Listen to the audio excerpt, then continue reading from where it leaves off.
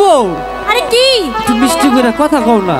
ইস আমার মুখ এমনি মিষ্টি, আর মিষ্টি করা লাগবে না। এত সুন্দর করে ডাক দিলাম, তার কোনো মিষ্টি উত্তর নাই, খালি আছে তোমার জাড়া দিয়ে উড়ান ঘোরা, এছাড়া কোনো কাম নাই।